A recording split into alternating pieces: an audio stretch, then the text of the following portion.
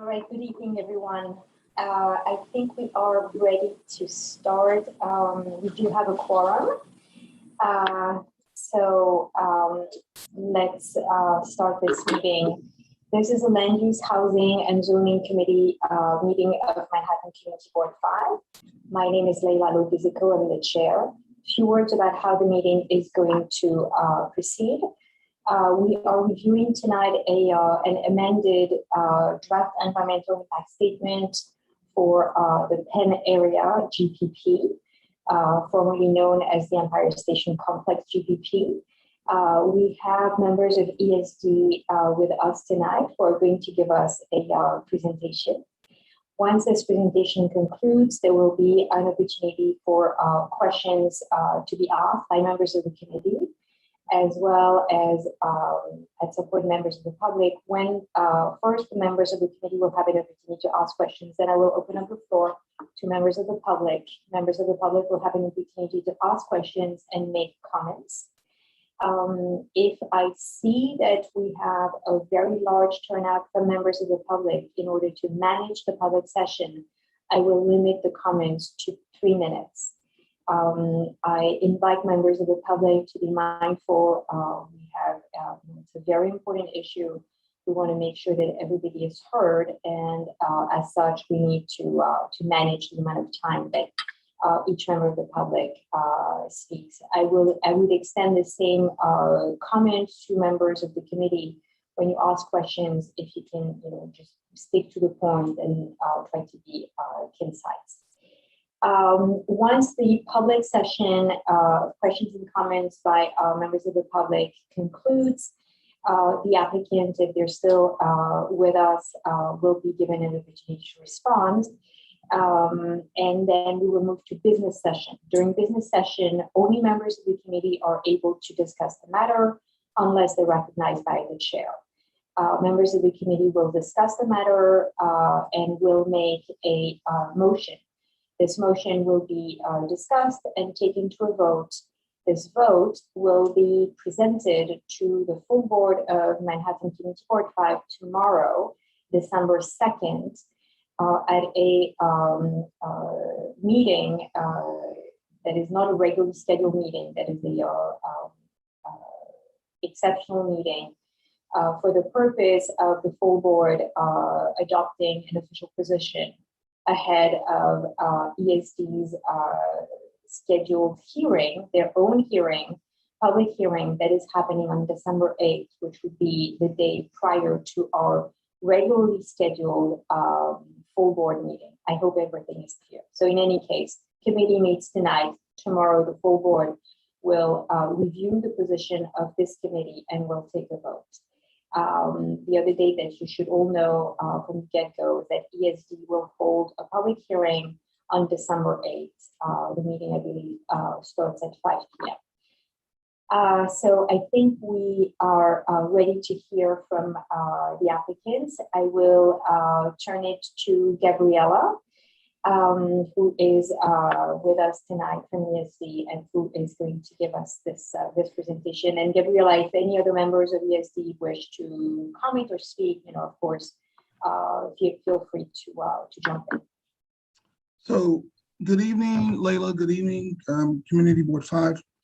We thank you for the time. We understand, to the chair, good to see you. We understand that over the last, I'm sorry? It's coming okay, and for me, I think it's okay. Okay, thank you. Again, we are appreciative of being able to come out. Over the last, really since May, June, we've been working with some of the committee members. Leila, EJ, Vicky have been part of our working group. We do appreciate all the efforts you put in on those 12 meetings. And then consequently, we had an additional meeting. We thank you for all the time you put in, all the effort where we were able to share a ton of data and you were able to have input. And so we thank you for that. We thank you also for being able to be a part of the working group's recommendations that were supported by all of the elected officials. I think that the effort that all three of you put in, along with Community Board 4, along with the other 45 members of the working group. I think it really shaped the new design that Governor Hochul put forward. And we are asking you to please, take a look, give us your comments. And so tonight, Gabriella, who is our Vice President for Real Estate, specifically for this project, and she doesn't know she's getting other projects later, but we also want you to know that she's going to present some of these changes, give a brief presentation since it's been out in the news, it's been everywhere. Just wanted to share a little bit with you, take questions and go through everything Layla put forward as the agenda. So again, thank you for your time this evening, and thank you all who participated in the working group and shaping this project. Okay, I'll jump right in. I'll share my screen. Why is it? Let's start from play from start. Sorry for this. I did a dry run and yet always. Okay, so what we're here to discuss is the Penn Station Area General Project Plan. And as Marion said, I'll just give a relatively brief overview of the plan, and especially highlighting the proposed changes that followed the extensive input from the Community Advisory Group Working Group. Okay, so as we know, Penn Station is the busiest transit hub in the Western Hemisphere. Even prior, I don't know why that's skipping around, sorry. Even prior to, my goodness, even prior to the pandemic, at 600,000 daily riders, it was well over capacity of what it was built for 50 years ago. And even with the pandemic, experts still project that we will get over 800,000 riders in the near, not too distant future. So something needs to be done. I'm sorry, I'm just really don't know why I'm skipping around so much. I really apologize. Let me see if I can move this little doodad and maybe that'll help. No. Okay. Okay. Hopefully that will help. Sorry about that. The overall project cost for the Penn Station improvements, the gateway, the reconstruction, and the expansion would be approximately estimated to be $30 to $40 billion. And if we anticipate the split being 50% federal, 25% New York, 25% New Jersey, as had been a prior deal under the Obama administration, that means our contribution here in New York is approximately 7.5 to 10 billion. The density around transit hubs just is the sustainable development pattern that is the future. It's what we see elsewhere in New York City and around the country and around the world. And the goals of our general project plan are to develop a comprehensive redevelopment plan to generate revenue, as I just mentioned, our share, that will help fund the reconstruction and expansion of Penn and other improvements. We want to support the reconstruction and expansion of Penn through additional integrated network of transit and public realm improvements. We want to catalyze sustainable transit-oriented mixed-use development and enhance the public realm around Penn Station and foster New York City's long-term economic growth. It's a plan, a longer-term plan. The general project plans in general, in case you're not familiar with them, it's the state's tool to shape land use. It lays out our goals, the program, the uses, density and massing, and financial terms of the project. There are design guidelines that codify enforceable design and planning controls, and we must undergo the environmental review pursuant to SECRA, which is the hearing coming up on December 8th that Layla highlighted at the beginning. These images here just show some of the GPPs that ESD has done in New York City and beyond that you may be familiar with. So the GPP project area we're talking about today is the Penn Station area. It's generally bounded by 9th Avenue to the west, 6th Avenue to the east, 34th to the north, and 30th to the south. And contains 8 development sites, but most notably here, the sites 1 through 3 would only be redeveloped if these blocks are selected as the preferred alternative for the Penn Station expansion. So that is contingent on the railroad's environmental review process and their process to select where, if and where they will expand Penn. Upon taking office, Governor Hochul took a look at this plan that the ESD had been working on, and in the long process of getting community input from the CAC working group. And she said, not only do New Yorkers deserve a great Penn Station, but the community deserves a great neighborhood around Penn. And that was what she wanted to drive the focus of the plan towards. We got the input through 18 community advisory meetings, 8 public meetings and town halls. These numbers I think need to be updated because I think we've done a handful more since this slide was created just about 3 weeks ago when the governor shared it. And again, tonight, we're happy to be with you and your committee. So what we heard through that extensive process from the draft plan that was issued last February is that you wanted a reduction in density. So we took a hard look and have proposed reducing the proposed density by 1.4 million square feet, which is approximately one super tall building. We heard that you wanted a mixed use community and that residential was an important piece of that plan. And so we looked at adding in the option of up to 1,800 residential units, which would include 540 permanently affordable units.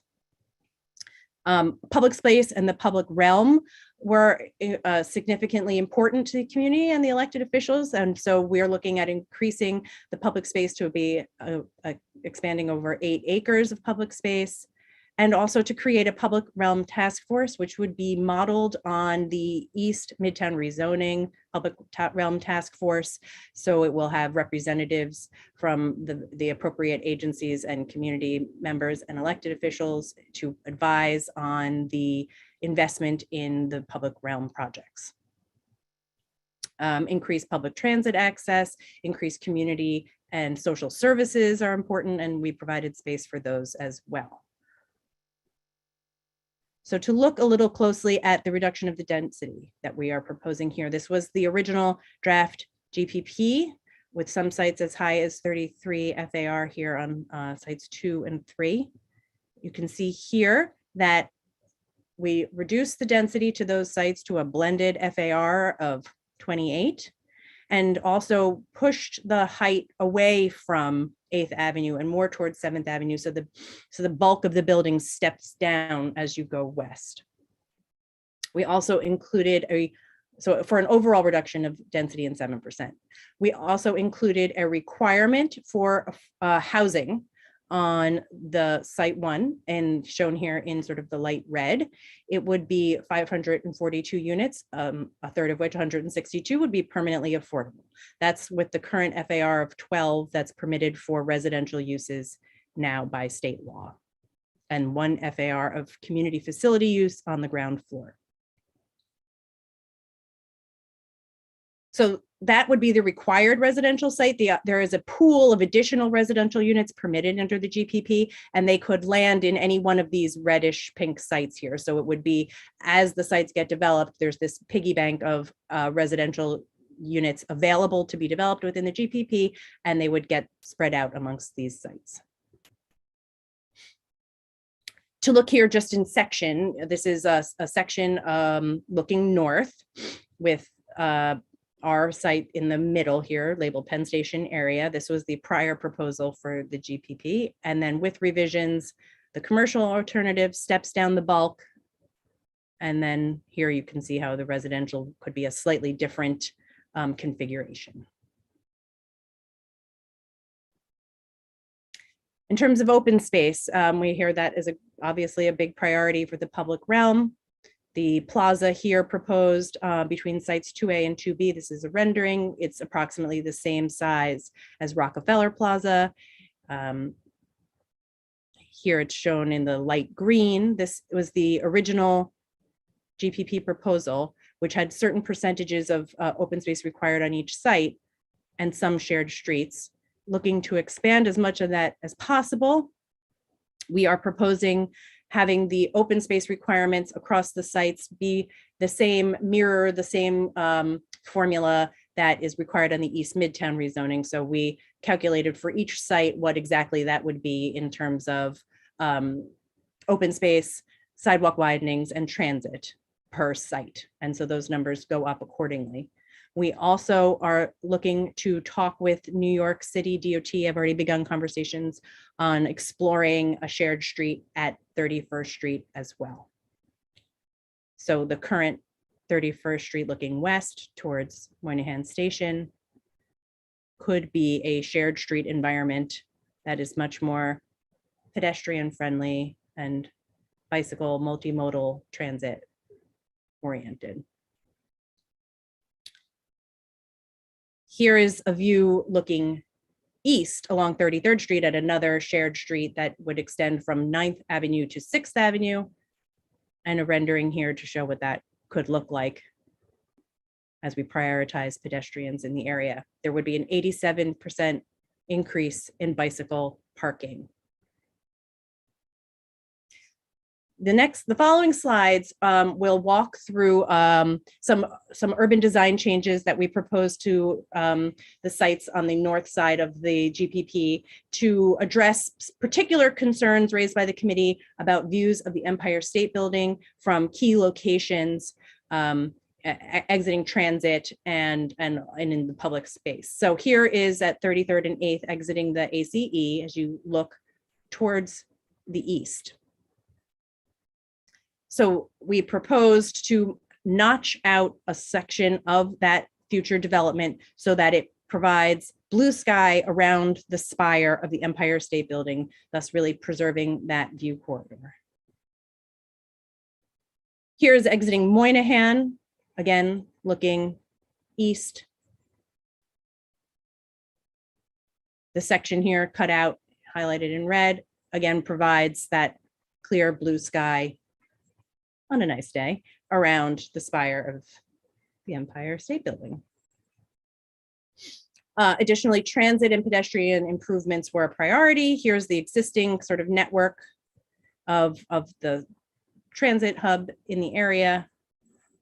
And the increases that we are proposing to include are in-building Penn entrances and subway entrances, 8 new escalators and 2 new elevators at the Herald Square station, below grade pedestrian concourse. And additionally, the change here is that the southern portion of this pedestrian concourse would only be effectuated should the southern expansion occur on these sites. So that's why it is shown here in a hatched fashion.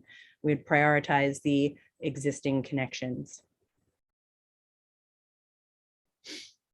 And making these station entrances more visible and attractive and accessible is a big part of that as well. So as you can see here at 7th Avenue and 34th Street, familiar with this intersection, I'm sure, Long Island Railroad entrance is not even on the corner, it's barely visible. Ultimately, this site, when redeveloped, will have a double height, very clear, gracious entrance to Penn Station. And again, to see on 8th Avenue, a similar condition. Very hard to find the entrances. A newly designed entrance, in-building entrance, would provide transparency, visibility, access to Penn at 8th Avenue and 33rd. Just a little diagram to show how this, how the GPP funds would flow. It's all development related revenues would be strictly dedicated to the Penn Railroad projects and the GPP transit and public realm improvements that I just walked through. So they come in through ESD, which just passes them on, keeping New York City whole for their tax revenue in terms of how the pilot could be structured, and then into the public realm improvements or through the MTA into the Penn projects. And here we are now on this timeline, quite close to our hearing on December 8th, the public hearing for the draft GPP and the DEIS.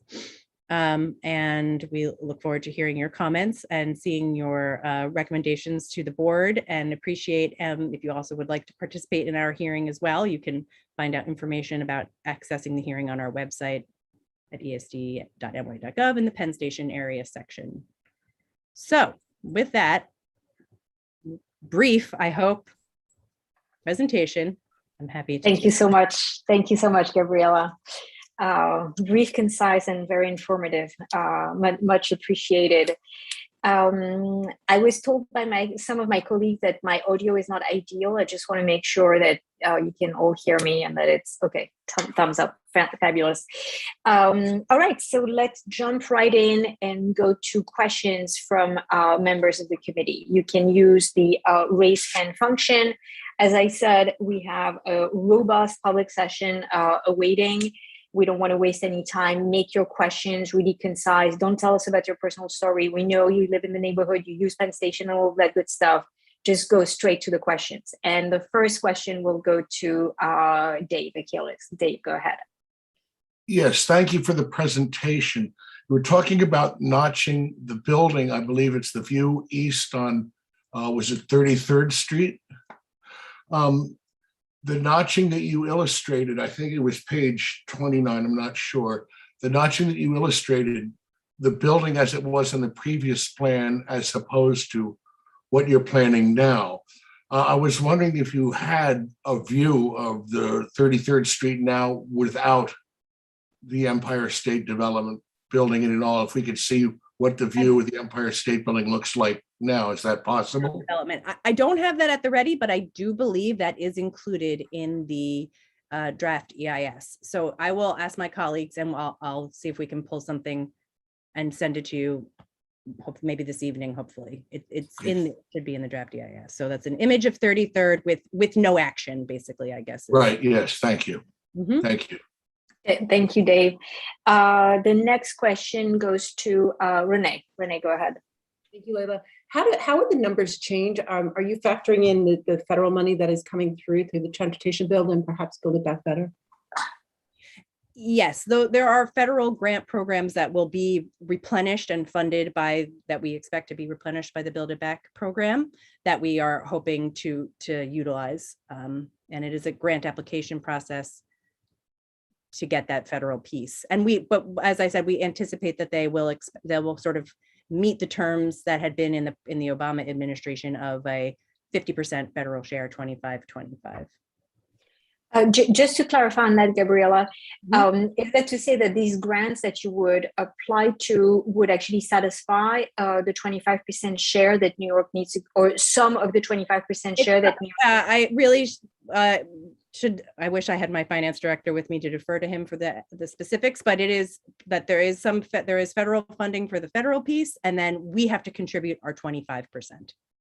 But this 25% that the state needs to contribute, can that be in the form of grants secured from the federal government? Are you chiming in, Marion? You're on mute if you want to. No, that has to come from the state. Okay, thank you. Renee, do you have a follow-up, or did Gabriela address your question? No, I'm just not really clear. If money is given to the state from the feds, you're saying that money is not now considered state money that can be used for this project? It's the federal contribution to the project. Oh, it's okay. Thank you. Okay. Next question goes to Mike Greeley. Mike, go ahead. If blocks 1, 2, and 3 are not deemed necessary by the railroads, how will that affect the 25% obligation of the state to the cost share? They would presumably select a different site because they are planning to expand Penn Station. It is not that it wouldn't go away. It would be a different configuration. So we would still have some contribution obligation to help fund the expansion. It just may not be on sites 1, 2, and 3. And will that also affect the residential and the community space? It would not, we would not advance a plan to redevelop those 3 sites. So all the sort of development numbers would come down accordingly. Okay. Thank you. Mike, do you have a follow-up? No, that's all. Okay. Any more questions from members of the committee? Clayton, go ahead. This is a small question that I've been confused about, but the increase of public space I know that all of the percentages and square footage that we've been looking at includes the sidewalk. Is that right? That's correct. So that's something that I'd like to hear my, committee members' feelings about that. But to a question for you would just be, I know that you said that you modeled the work on the public space component after the East Midtown model, and I'm wondering if if the percentages that we looked at the time of East Midtown for public space included the sidewalks at that time. My understanding is yes, that we use the exact same rubric. So I'm not an expert on East Midtown rezoning, so I would hesitate to, I know Layla knows the details, so she could probably answer that. But that was the model we used. So I expect yes, that was inclusive. Remember from that time, and I find that a kind of a little bit of an odd thing that sidewalks are included in the public realm. The widenings. Right. Okay. Thank you. So Clayton, in the East Midtown, the formula was that basically, for any development, there has to be at least 10,000 square feet of open space, in the form of the POPs. I mean, we've dealt with those applications as they come through. So there is a requirement for open space. And then in addition to this open space, then you can choose to do more, and that would contribute to a bonus FAR. So, in East Midtown, you basically have to earn your FAR. So in this particular instance, there is a requirement for open space, but this open space can be in the form of pretty much anything. Whereas in East Midtown, it has to be a POPs, and it has to be, following certain guidelines. Furthermore, did you Layla, I'm sorry to interrupt, but did that include a sidewalk widening? Because I can look into that. It didn't. No it sidewalk didn't. widening. That's no sidewalk widening. Except maybe for certain very specific sites. Okay. But otherwise, there's no requirement for sidewalk widening, and it was not computed and calculated in the requirements, and didn't qualify as open space. There was plenty of discussion on widening sidewalks to accommodate the excess capacity that the East Midtown rezoning would produce, but it was always kept as sidewalk enlargements, and not conflated with open space. So open space was always, Gail back at that time wanted a park. She said, if we're going to do that kind of alteration and rezoning, we need a park. And there was and we worked really hard to identify a site for a park, and we all came to the conclusion, and Gail as well, it's like, it's not feasible. So as an alternative to a park, like a real park, it was decided that each site would have to allocate some open space that could be interior or exterior, and would be a POPs, and would be subjected to all sorts of rules and regulations. In this particular instance, basically, it's all bundled up together. So it is open space, shared streets, subway entrances, and sidewalk enlargements. And that's how you come to the 8 acres. That's right. But the shared streets are not included in the site calculations. That's just to the 8 acres. To the 8 acres, yeah. Right. So this number of 8 acres, which, it's like in people's mind, when you say 8 acres, you think Madison Square Park or Union Square. You think like it's a contiguous, big open space that can be used for passive recreational activities.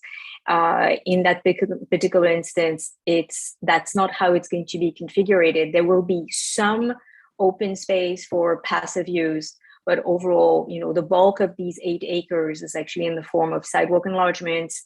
It could be some POPs. It's going to be at the discretion of the developer, and subway entrances. So does that address your question, Clayton? Yes, thank you very much. Okay. Mike, I see that you still have your hand up. I don't know if it's a remnant from the previous question or if you have a follow-up. I do have a follow-up. Yeah, go ahead. The new Penn Station entrance on 8th Avenue, is that 33rd Street or on 34th Street? I believe the image I showed was at 33rd. Okay, so is the directly design. across from Madison Square Garden, the current Penn Station entrance? Yes. Okay, why not on 34th Street? I don't know if that's actually fixed or if that's optional. So I will, you know what I'm saying? Like if that is a future to be determined or if, so I will have to get back to you on, is it fixed at 33rd and 8th instead of 34th? And I will get back to you. Okay, thank you. Thank you, Mike. Any other questions from members of the committee? Okay, I have a couple of questions of my own. Gabriela, in terms of the approval process, so we understand that there's going to be a public hearing next week.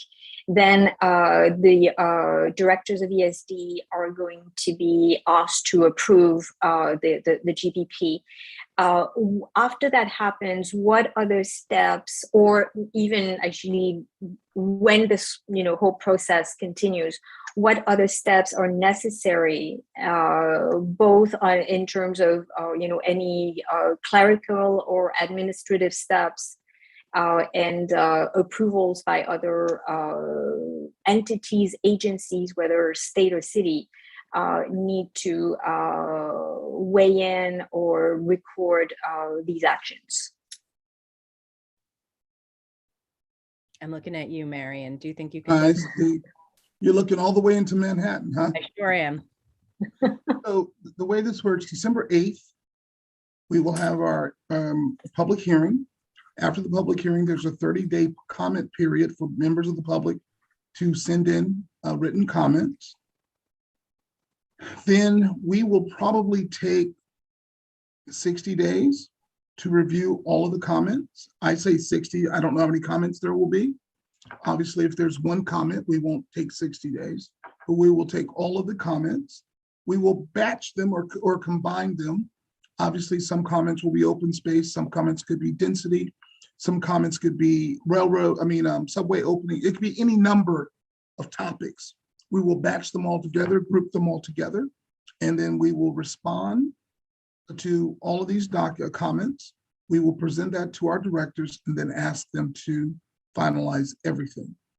I am thinking 60 to 90 days just because I'm assuming there will be a large volume of comments and we will need to review each and every comment, group them together, and then come up with the appropriate response to our directors. Present that, and then our directors will approve it. That means the GPP is completed, and that will allow the properties on the northern side of 31st Street to begin. It does not, at that point, the MTA will have hopefully started their NEPA process and gotten started on what's next to make a determination of what is the best site for the expansion and go from there. So our GPP really starts the northern sites. This is Marion's language, northern sites, because the project is really, the dividing line is the 31st Street. And the determination of what the MTA will do is not known at this time. And then we will start those projects on the northern side. Does that answer your question? I have a follow-up then. Sure. What is the city's involvement? Do you need any action by the city allowing the state to override the city zoning? So the way your question is framed, I'm going to have to answer it in the negative. We do not have any requirement from the city to approve our override. We have been working with city planning up until this point. And as of, I would not be surprised if we had a meeting with city planning yesterday. I don't know about it, but we will continue working with city planning as we have on the entire project. They were members or observers of the working group, so they understand every aspect, every step of what we've done. We obviously will brief the new administration, and the City Planning Commission will need to take a vote on the project, opining on what we're going to override. But there is nothing requiring them to approve it, but it is, by statute, we are obligated and required to get their opinion. But as I said, we have been working with them for the last 18 months. And they have been very much briefed and very familiar. They have opined, they have done everything necessary on their part to make this project what they believe functionable and workable. Marian, just to clarify, when you say they have opined, you're talking about the city planning, the Department of City Planning in their Day-to-day, in our meetings. engagement with you. But it is also accurate to say that the City Planning Commission has not opined yet. The City Planning Commission has not voted and written a letter stating their position. That is correct. Okay. And do you anticipate that this current administration will issue such letter, or are they going to defer to the next administration who is going to be dealing with the city for the next 4 years? I don't know. And I only say I don't know is because that's a conversation the current mayor and the incoming mayor need to have. Obviously, we would love to get the letter from this administration because we put in 18 very long months working with them, well over 30 meetings or engagements or conversations. And we would love to get it from them because that's where the work has been done. But we've also already briefed the incoming administration as well. Okay. And then my second follow-up question is, once the directors of ESD have approved this, where else does it go? I understand that the PACB plays a role, and if you can actually describe what is this role? So I am not confident the exact parameter or the exact portion that PAC will play, just because PACB's role is to make sure or to ensure dollars have been allocated and they are available. So in this instance here, I'm not sure which role they will play. But if this goes to PACB, and when I say I don't know, it's my ignorance, not a factual ESD point, it's my ignorance. If whatever role PAC does play, their role is to ensure that the dollars have been allocated by state government. Those dollars are available in the budget. They have been authorized by ESD as well as Department of Budget / the legislature through a budgetary process, if that's where the funds came as an appropriation. And for all who do not know, the PACB is the Public Authorities Control Board. That was your next question? Well, I knew that, but it's very fair for the rest of the group and members of the Public Authorities public. Control Board, there are 3 members. The 3 members are the governor, the speaker, and the majority leader. Obviously, they do not sit. They have appointees. The appointee for the governor is Department of Budget. The Department of Budget is the leader of the meeting. There's 1 senator, 1 assembly member, and then there are 2 non-voting members. There would be members of the minority in the assembly and members of the minority in the Senate. The 3 of them will vote, and it's not uncommon for all of them to discuss it. 1 person has 1 veto. So if the Department of Budget vetoes, which is very unlikely because they're the ones who are presenting it, the Department of Budget takes their veto, it can come back the next month. Then the Assembly could veto it, come back the next month, the Senate can veto it. And if I understand the rules correctly, the 4th month, it would pass. But we've never had anything get vetoed like that. So I was just giving you the entire scenario. It's never happened that way. And normally when 1 or 2 vetoes occur, it's kind of the project changes. Okay, thank you so much. Are there any other agencies, entities that get to opine, chime in, ratify, certify, record in any way, shape, or form any of these actions, whether it's city land being transferred to the state, or the issuance of bonds, or anything? Does it get reviewed by the Attorney General, by the City Controller, by the State Controller? Is there any other cook in the kitchen on this project? There is a sous chef that you left off. The State Attorney General will have to review as well the State Controller. So the state AG and the controller. The funding component will need to be approved by the controller, and then the project in general will need to be approved by the AG. And do they need to approve or just review? They need the controller, because there's money, will need to approve. The AG opines on the legality of it. Okay. Okay, excellent. Thank you so much. I see that Nick has. And a I question. reserve the right, Layla, I reserve the right that I could be wrong. So, just saying. Okay, yeah, totally fair. Totally fair. Thank you so much, Marian. Nick, you have your hand up. Go ahead. Yes, thanks, Layla. Does this plan assume that Madison Square Garden is staying where it is, or is that still open for comment? It does assume that. It doesn't preclude anything happening longer term in the future. Thank you. All right, thank you. Any other questions from members of the committee?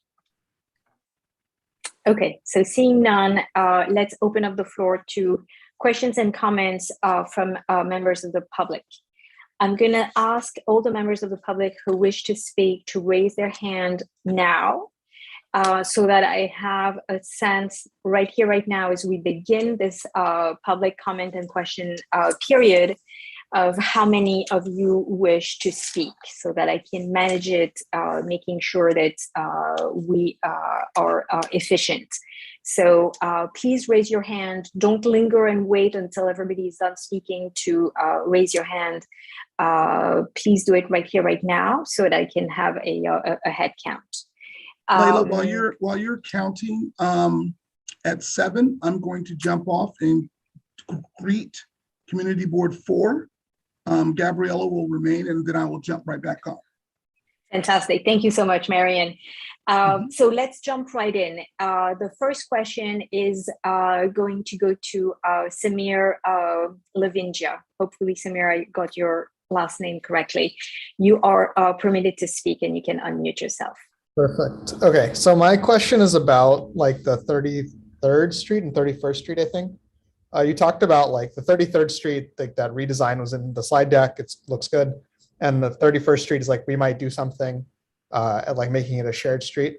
On Broadway, they recently added some shared streets, and there are a lot of cars that go on them, and they kind of go fast, and there's parking and all this stuff. Why not like make it more of a pedestrian mall, similar to like 25th Street near Baruch, or like a pedestrian plaza type of thing? Like a completely closed street as opposed to a shared street. Yeah. I imagine that could be explored. I think there's a bit of traffic that does need to get, especially to the train station, for drop-offs for elderly or disabled or that kind of thing, where some connection into the train station with vehicles, with private cars, is necessary. So I can't imagine that it would ever be entirely closed to cars. But the degree to which the prioritization of pedestrians is done is something that we will definitely be working with the Public Realm Task Force and the New York City Department of Transportation on. Awesome, thank you. Just a quick follow-up on that, Gabriella. Is it fair to say that 33rd Street towards the west side would still be used by trucks loading and unloading from MSG? Something to work on is to kind of rein in the process for the loading and unloading for MSG to make it safer and more pedestrian friendly. And so exactly how that takes shape is to be explored and discussed, but it is a goal to improve that. Okay, thank you. The next comment or question goes to Lynn Ellsworth. You are permitted to speak, and you can unmute yourself, Lynn. Okay, great. Thank you, Layla. Am I unmuted? Yes, we can hear you. Okay, great. I am Lynn Ellsworth. I'm chair of Human Scale NYC. I'm also coordinator of the Empire Station Coalition, and I have a short statement from that coalition. Won't take more than 2 minutes, I'm sure. The Empire Station Coalition is composed of 13 community and civic organizations.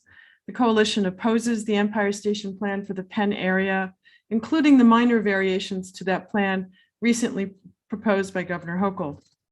The plan is unnecessarily destructive of our city's historic fabric and eliminates a functioning, valuable swathe of the city. It unnecessarily demolishes people's homes, unnecessarily destroys thousands of small business jobs, and foolishly builds 10 new Class A office towers, an extension of the widely hated Hudson Yards that does not serve the needs of small business. Such a bloated development plan is one that really only benefits Vornado, the city's largest real estate investment trust. This push for a developer's fiefdom, the so-called Vornado campus, destroys a church, a beloved sky bridge, multiple landmark hotels, and a rare remnant of the original Penn Station. My birds like this too. It is a plan filled with spite, displacement, and destruction. Moreover, the proposed improvements to Penn Station are minor and do not need to be funded by Vornado's skyscrapers. They are lipstick on the pig improvements. They could easily be funded through other means. 10 new towers cannot be justified by any reasonable argument. Tossing in a bit of affordable housing does not improve the plan, nor does pedestrianization of a street soon to be in dark shadows, and nor does insignificant reductions in FAR for Vornado. The tragedy is this: better ideas exist and are being ignored. Madison Square Garden could easily be moved by repurposing the billions in funding slated for unnecessary borough jails and converting Penn Station to allow through running, a solid proposal that would avoid most of the wanton destruction, is an idea whose time is now, not in the future. Last, an above-ground station can easily be achieved and would better serve the broader public interest. We urge CB5 and its committees to condemn this project and the attempts to make it palatable through superficial tweaks that fool no one. The coalition is made up of the 29th Street Association, the Historic Districts Council, the City Club of New York, Human Scale NYC, Take Back NYC, Limited Equity at Penn South, Midtown South Community Council, Save Chelsea, the Council of Chelsea Block Associations, the Victorian Society, Rethink NYC, the Congress for New Urbanism NYC chapter, and the Environmental Simulation Center. Thank you. Thank you, Lynn. I don't know if ESD wishes to respond. We can bundle, the response to the comments if that's okay. No, Leila, yeah, Marian. Human Scale has sent us the letter, and so we will obviously, when they comment at the hearing and when they comment in writing, we'll take that into consideration. So thank you. Great, thank you. Thank you. The next comment goes to Evan Cooper. Evan, you're going to be permitted to speak, and you can unmute yourself. Good evening. Thank you, Leila. Thank you, Community Board 5. I'll keep it brief. I know you have probably a long list of people. In the GPP, page 13, there's a section that says, all or most of project sites 4, 5, 6, 7, and 8 are owned or controlled by Vornado. It is anticipated that prior to development of a project site, ESD will acquire an interest and title to the applicable project site and in turn ground lease the sites to Vornado. So given that's in the GPP, I've received assurances from Holly Light at previous community board meetings where on the record she's answered my question whether ESD would be taking our properties. We own 2 properties on the northeast corner of 7th and 33rd within project site 6 that are not Vornado owned. And she said ESD would not be taking it. So given what I just read from the GPP, how would ESD be able to acquire interest in the title and transfer them through the ground lease to Vornado if we're not willing to do that and they're not taking it by eminent domain? Can someone clarify that from ESD? Evan, this is Marion. Can you give me your location again? 7th Ave and 33rd? Your project site number 6 is that would be where the Hooters is? That is correct. We are block 809 lots 1, and we also own lot 8. So that's the Sabaros, the Hooters, and an office building full of small office tenants, 200 square foot, No, I know the site. Thank you. So it's not Vornado. No, I can answer your question. Okay, please. I appreciate that. I just want to make sure I understood you and where this was. Absolutely. So currently that site, a portion of that site is owned by Vornado. ESD does no intentions of condemning that site, as Holly said. And the portion of the site that could be developed may be developed. But if you and Vornado are unable to get to that point, ESD has no intentions of as she said, in condemning that site. would MTA then take it and just give it to ESD? So it's just a matter of semantics?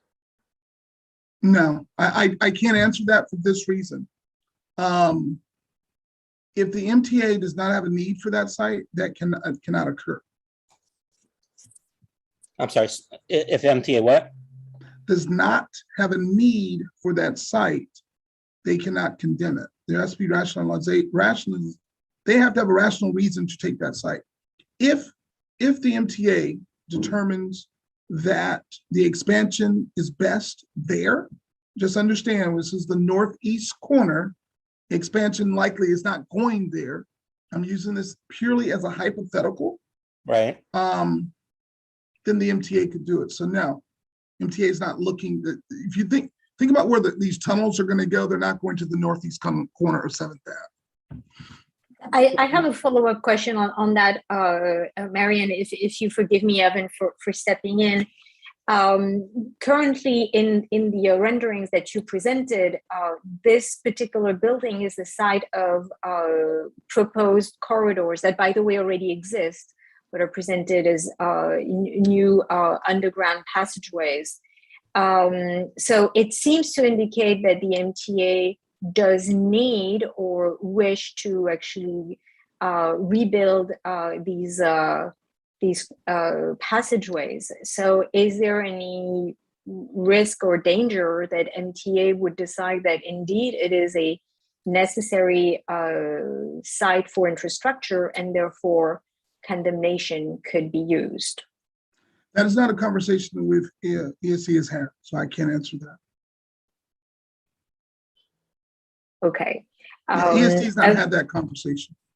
Evan, No. do you have a follow-up question, or do you wish to make a comment at this point? Yeah, thank you, Leila. Well, all right, we'll be following up, with necessary parties, and hopefully we can actually set up a one-on-one meeting with ESD, because we've never had one to date. Just as a quick aside. Evan, would you just email me, please? Yeah, I'll get your contact information. I believe I'll give it to you right now. It's public information. EJ sends it out every day on his email blog. So it's there, Marion, M-A-R-I-O-N. Okay. Dot Phillips, P-H-I-L-L-I-P-S at esd.ny.gov.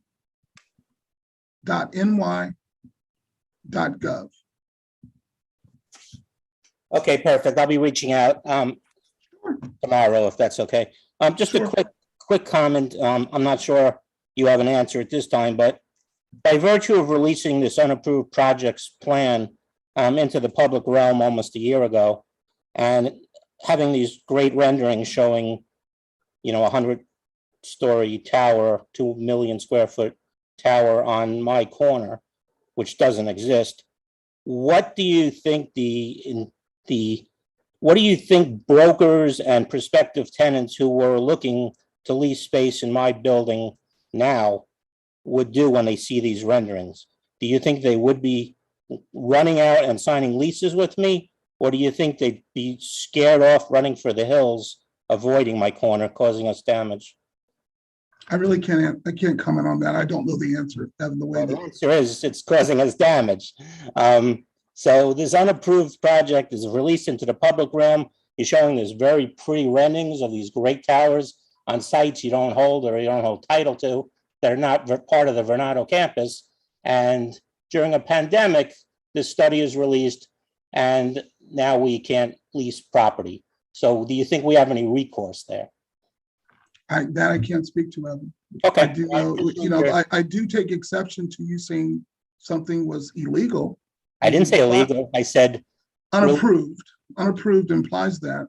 Yeah, But well, unapproved means it hasn't been the approved. purpose of public comment and Yeah. the purpose of coming before the community board and the purpose of having a community advisory committee and the purpose of having a working group is so that everyone can have input and everyone has an opportunity to share and have this dialogue.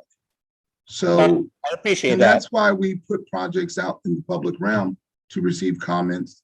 And this project, as you noticed tonight, Gabriella presented a project that has been shaped a little bit more, a little bit less, by a working group and the community and the elected officials and the community boards.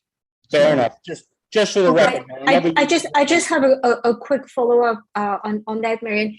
Is it common for ESA, for any state entity, to actually propose projects that include properties for which they have not engaged with the property owners? So anytime, first of all, we have spoken to Evan when we presented this project publicly back in January of what, 19 or 20? We spoke Haven't to, been- I'm sorry? I haven't been spoken to in January of 2020. Okay.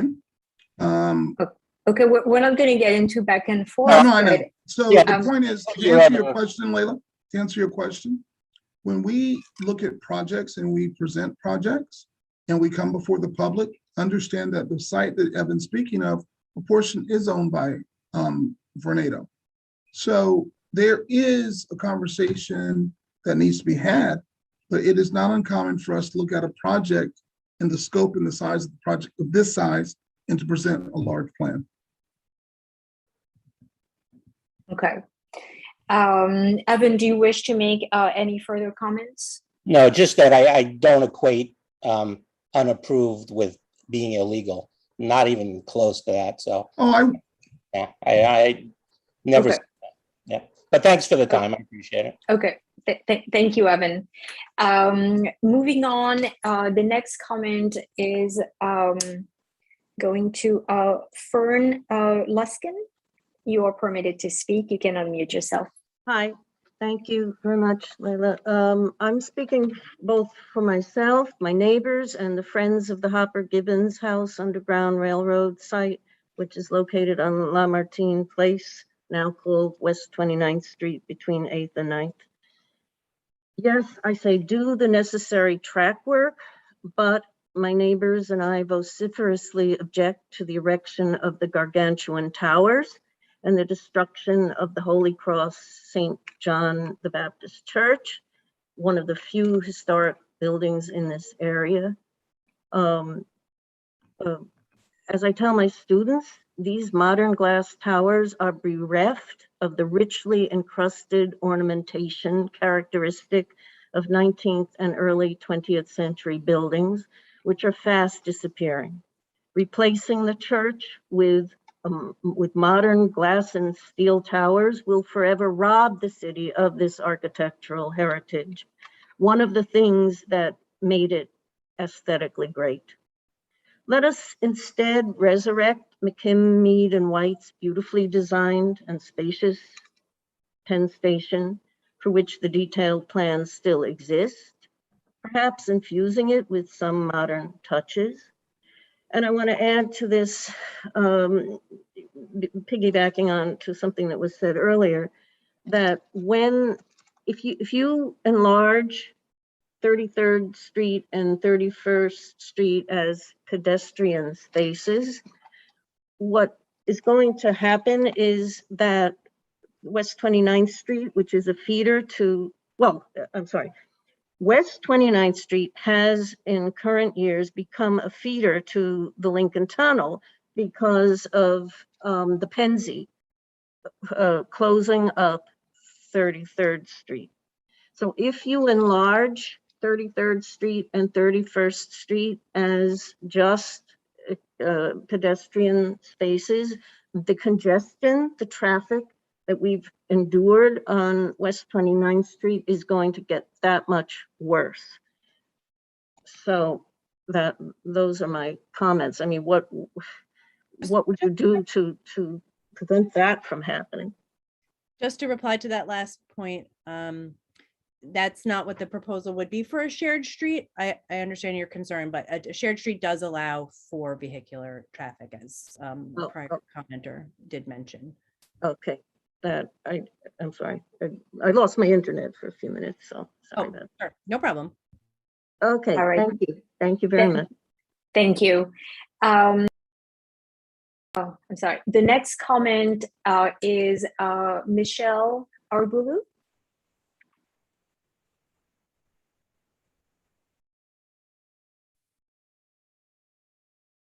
Hi, I'm Michelle Arvalou. I'm speaking on behalf of the Historic Districts Council. I have a prepared statement. The Historic Districts Council sees the proposed Empire State District as a lost opportunity to preserve and protect a vital part of the city's landscape while creating a state-of-the-art train station. These goals do not have to be mutually exclusive. A revised plan that incorporates the vernacular architecture for which this area is known for into a 21st century transit center will demonstrate that New York City can honor the past while planning for its future. The proposal reminds us of a misguided 1950s era urban renewal project. Has the city not learned from the mistakes of its past? The words "don't tear it down" were a familiar battle cry at a time when wholesale destruction of intact neighborhoods was happening throughout the city. The fact that those words are finding their way into the public discourse again should be a wake-up call. Over 35 buildings in the area have been identified in the draft EIS as being worthy of state or national landmark recognition. 10 of them could be eligible for New York City landmark designation. Losing these structures and the neighboring buildings will create a void in a vital part of Midtown Manhattan. Old should not be equated with obsolete. These streets are lined with independent businesses that contribute to the economic health of the city. Thousands of New Yorkers live and work in this neighborhood. Once displaced, they will have no place to go. HDC strongly supports the creation of a historic district incorporating these buildings. The list of architects responsible for so many of them is a who's who of revered designers whose work has long made our streetscapes come alive. Napoleon LeBron's 1872 St. John the Baptist Church and McKim, Mead & White's 1908 Penn Station Service Building are among the structures deemed eligible for New York City landmark designation. Soulless super talls planned for the area will blight the landscape and pierce our hearts. A development whose size will exceed that of Hudson Yards is an affront to those who live in this city. While no one can predict if and when the demand for new office space will match or exceed pre-pandemic levels, it is foolhardy, to say the least, to go forward with a plan created before the rise of work from home culture. The LPC must act immediately to schedule hearings for all the buildings deemed worthy of designation. HDC will work with the commission to define the boundaries of a proposed Penn Station Historic District for approval. This concept has the full support of our colleagues and the community. Photographs of the demolition of the Hotel Pennsylvania will echo those devastating images of the destruction of the original Penn Station. Is this how we want to document the future of the city? Thank you. Thank you, Michelle. The next comment will come from Mario Messina. Mario, you are permitted to speak and you can unmute yourself. Thank you, Laila. Thank you, Gabriella. And thank you, Marion. We really appreciate your presentation. I am representing the 29th Street Neighborhood Association, and I like to piggyback on what Lynn Eastwood has said before and reinforce the fact that we believe that the damage that the proposed project will create far exceed the forecasted benefits that have been presented. I believe, and we all believe, that this plan will further destroy the historic fabric of the area, and it will unnecessarily destroy not just the historic buildings, but thousands of small businesses and the jobs that come with them to build 10 unnecessary office towers as an extension of Hudson Yards. We respectfully urge CB5 committee and the full board to condemn this project and the attempt to make it palatable with revisions that don't fool anybody who is in this right mind. Thank you. Thank you, Mario. I don't see any more hands raised from members of the public, but I just want to give everybody a chance to raise their hand if you wish to make a comment or ask a question. Any more members of the public who wish to speak, please raise your hand and please do it now. I see that we have two more speakers tonight. The first one is George Hakalis. George, you are permitted, you're going to be permitted to speak and you can unmute yourself.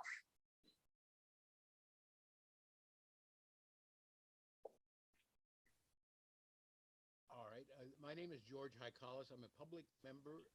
George, we can barely hear you. Can you either speak closer to the microphone or maybe use another audio device? Let's try that again. I'll try again. George Haikalis, public member, Community Board 5, transportation planner, civil engineer. When the earlier proposal to take up a substantial chunk of property was raised, our group suggested that instead we should revisit the plan. Can you hear me? I don't know if I'm loud enough. Revisit the Yes, plan. we can hear you. Okay. To revisit the plan done by the Access to the Regions Core study, millions of dollars were spent on that study, 2003, and one of the options there was called Alternative G, was to connect the new tunnels from New Jersey through existing platforms at Penn Station, and then to continue east under 31st Street, under 31st, and north under Park Avenue to Grand Central, creating a flow-through system that would be second to none in the world. There are similar connecting links in London, Paris, and Berlin, and several others are underway. Connecting Penn Station and Grand Central ought to be the centerpiece of this planning. And the institutions are all right, were one time private, but now they are publicly owned. The taxpayers should have a voice in saying, we want to be able to go from points in New Jersey to Penn Station, to Grand Central, and then to points in north of New York City, Westchester, and so forth. That's the state of the art in the rest of the world, and that's what we should be aiming for. The idea of bailing out Vornado seems to me to be misguided. I don't think they are really hurting. And this, in a sense, is a gigantic property taking to benefit one or two developers. What's really needed is to have visiting the plan that cost millions of dollars to develop, the Access to the Regions Core Alternative G. Would urge the committee to take a look at that, to review it, and to call for that to be included within the analysis. Thank you.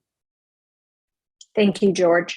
The next comment, the next speaker tonight is going to be Omri Samadar. Omri, you're going to be permitted to speak, and you can unmute yourself. Hello, hi. My name is Omri Samadar. I live on 408 8th Avenue in the southern block that's about to be condemned by this project. So my question is basically, we live in the 21st century, and to expand any station, you basically could bore the tunnels, and you don't have to condemn the whole block to actually expand the station. And what I found about this project is basically the only reason you guys want to expand the station to the south or condemn it and demolishing the whole block is just basically confiscating property from property owners and making money out of it.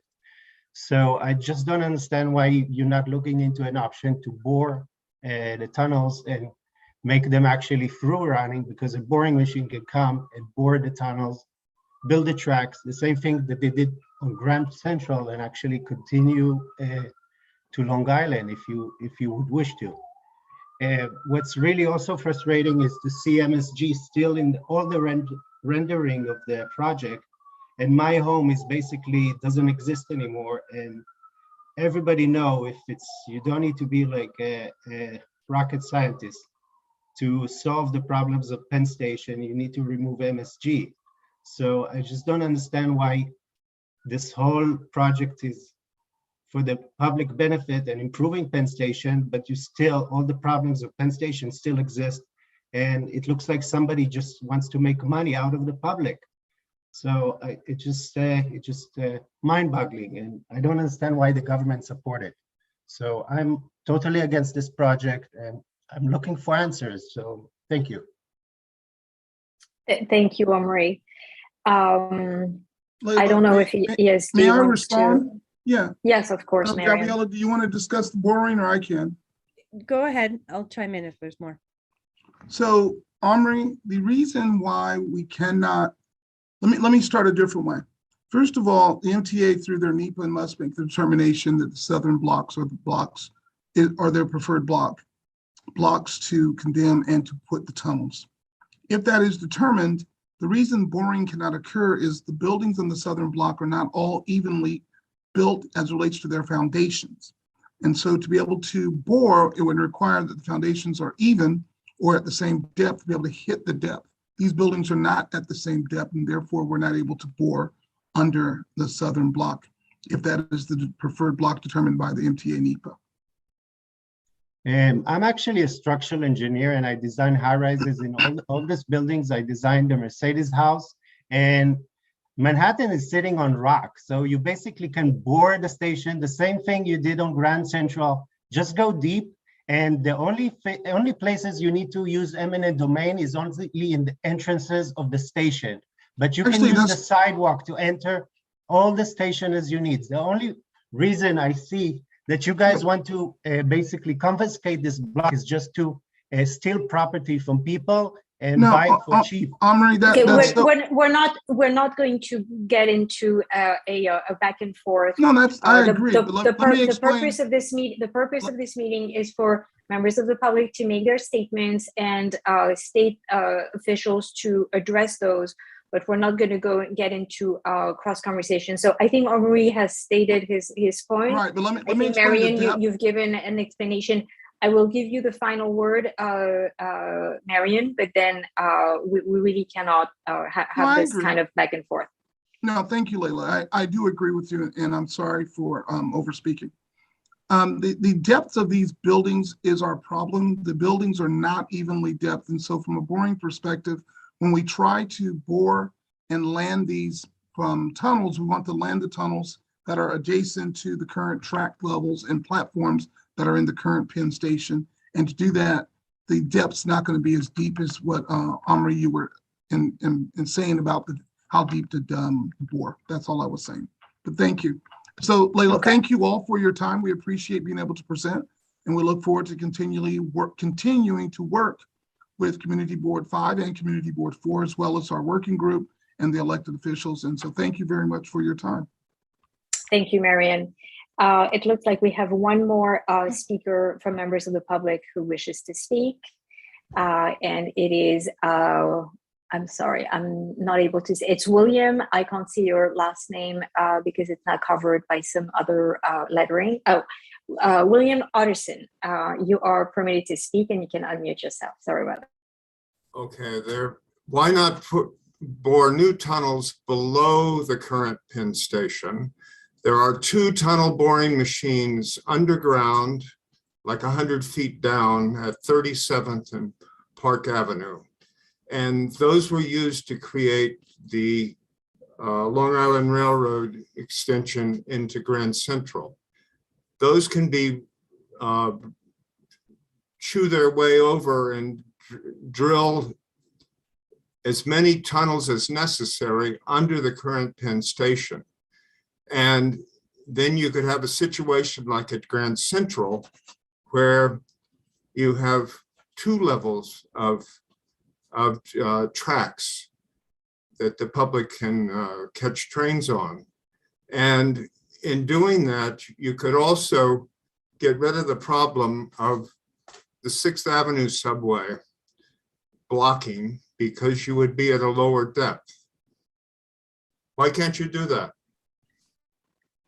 I would just say that that's something that the MTA would and the railroads would explore and address as part of their project. It would really be more about as I understand what you're saying of how you could alternately site the expansion, and that is part of the railroad Penn Station expansion. So not an ESD question, not to sort of, but I do have to defer I to. think all of these things should be explored because, So that what's happening is you're destroying a huge neighborhood to the benefit of real estate moguls. Should, or yeah, Vornado. only, yeah, that would be considered as part, as I said, just as part of the railroad project. Okay, so William, I think we hear your point and the comment that you're making. I think that we all have to be mindful, and this is one of the pieces that we struggle with, that ESD is presenting a above grade, above ground land use proposal that is really more or less a real estate proposal, when that has a stated goal of helping and facilitating infrastructure, but this does not get involved with the actual infrastructure project. So the infrastructure will be dealt with under a separate action or numerous separate actions that will be driven by MTA for the reconstruction of Penn, and by Amtrak and a federal entity that could be the Federal Transit Administration, or the FRA. Help me with what this acronym means: the Federal Railroad Administration. That will be a separate review process in which we may or may not have the opportunity to weigh in as members of the community. So I hope that is clear, but want to acknowledge that we understand the comment that you're making, although you may not be satisfied with the response that you're getting. So I think that concludes our public session period. Can I just say? Yes, Gabriela, of course. I dropped into the chat a link to where you can find an image from the first question of the night about the view down 33rd Street with no action. So you can click on that link. It takes you to the urban design chapter of the DEIS, and on page 25, figure number D13 shows that view. And then I also just wanted to get back on the question about the entrance depicted at 8th Avenue and 33rd Street and the reason for the placement there. That is MTA's desired placement. It connects to the Penn A level with an escalator directly up to the street from there. So the way it integrates into the underground existing Penn Station features and the that corridor along 33rd, that's their determination of it being the preferred location. So there's an MTA driven decision-making process for that siting. Just want to make sure. Okay.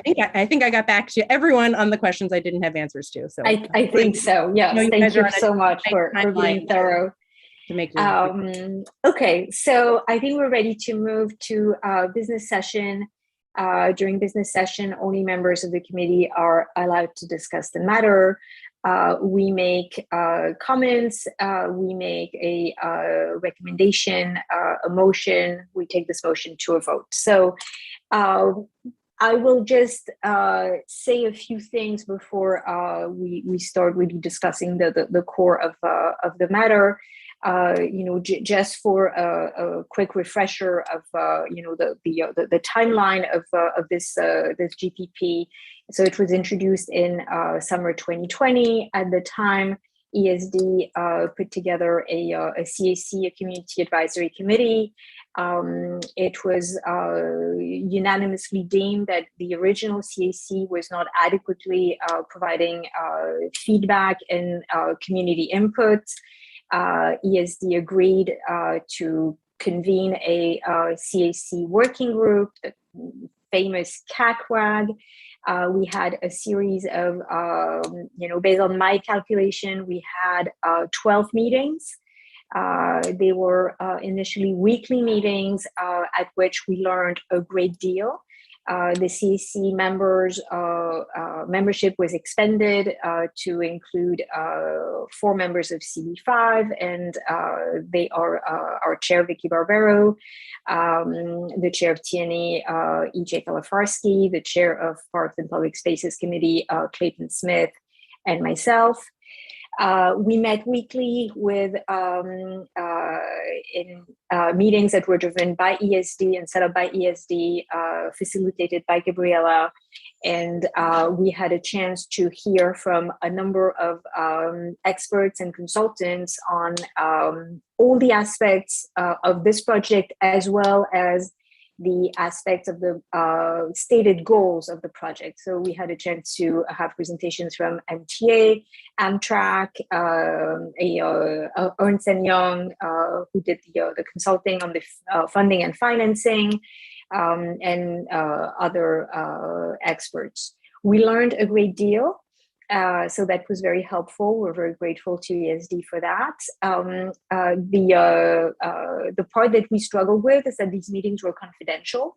So in essence, because the format of our meeting is very public by nature, we were not at liberty to actually discuss and reveal what we had learned in the course of these meetings until today. So, the four CACWAG members were very steeped in that, and we certainly appreciate that members of the committee, some of you are, hearing about this revised proposal for the first time, or, absent what you read in the media. The big, very apparent piece of this complicated proposal that I think became very apparent tonight is that you've probably gathered that this proposal, the GPP that we're going to be commenting on, is actually one portion when there are two other components that are connected and in the same vicinity, but serve a different purpose. So the GPP is the land use proposal. It is the 10 towers that are proposed, and they deal pretty much exclusively with the street, the public realm, and there is a tiny bit of transportation that is in the GPP, and this tiny bit is underground passageways that lead from certain proposed buildings to subways or to Penn Station itself. But separate from that, you have the Penn Station reconstruction, and that is a MTA-driven proposal. What we know of this proposal is that it exists. It is in its preliminary phase. It is going to be undertaken under the federal review process because they're receiving federal funding. And anytime any project receives any federal funding, $1 or billions, the federal review process has to kick in. The federal review process is known as NEPA. Okay, so we have ULERtricity, GPP for the state, and we have NEPA for federal projects. So it's going to be a NEPA review. NEPA comes in different flavors. NEPA was not created equal from the get-go. And we don't know what level of NEPA we're going to get for the Penn reconstruction. It could be a very light kind of NEPA that will not give us any opportunity to comment. It could be more broad and inclusive, but we don't know that yet. The T&E committee last week passed actually or issued a letter asking for this process to be as engaged as possible with the community, but we don't have certainty on that. Now, separate from that, the third part of this project is the Penn expansion, okay, that is done separate from the other parts. The Penn expansion is driven by Amtrak, but Amtrak being a corporation, Amtrak cannot do their own review process. So the review process for the Penn expansion is going to be done by a federal agency that is part of the US DOT. This review process will also be NEPA. From what we understand, it will be the more robust type of NEPA review that will provide an opportunity for input, comment with Amtrak, the US DOT agency, and the other transit agencies, MTA and New Jersey Transit. So tonight, what we're dealing with is this GPP. I think we all agree that the transit and infrastructure is something that we care very much about. And it seems that the last bit that we care about is actually the above ground land use action. I think that, you know, the bulk of the comments that we received and the question that we received were really about, you know, what's happening with Penn Station. It seems that, you know, the land use portion should be the last bit to come.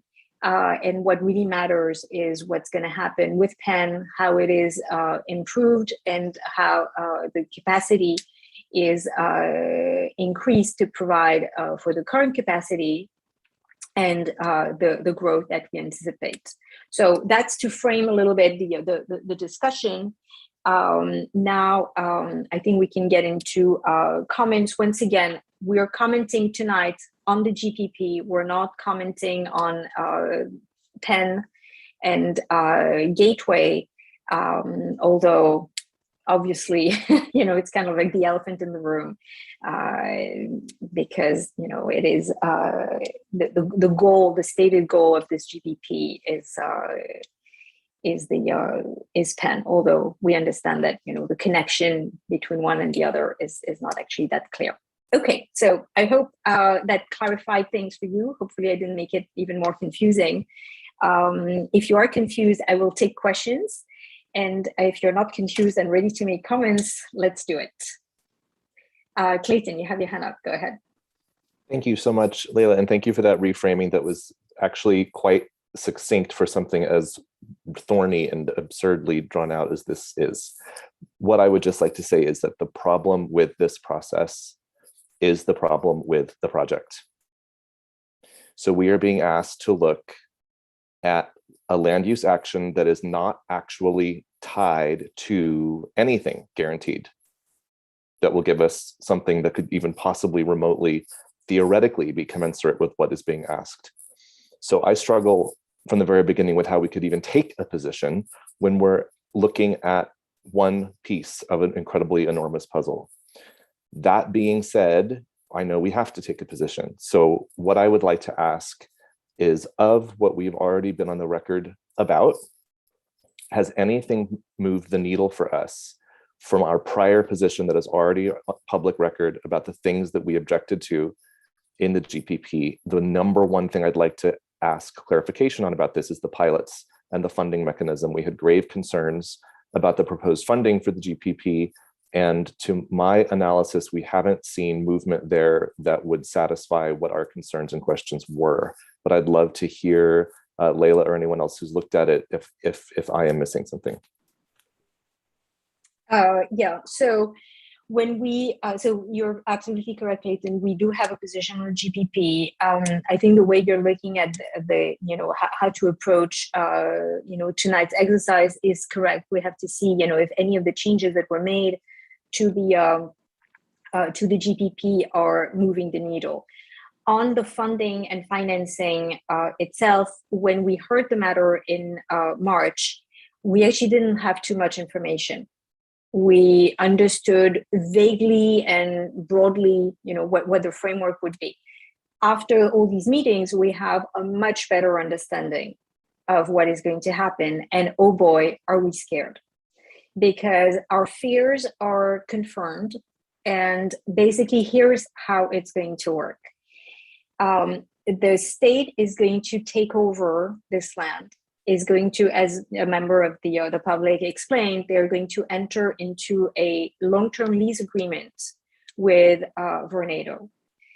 Vornado is, so they're going to basically buy the properties from Vornado. Vornado is going to lease back the properties from the state. And then based on the additional density that could be built, ESD, that is now the owner, you know, the title owner of these properties, is going to issue bonds. Okay?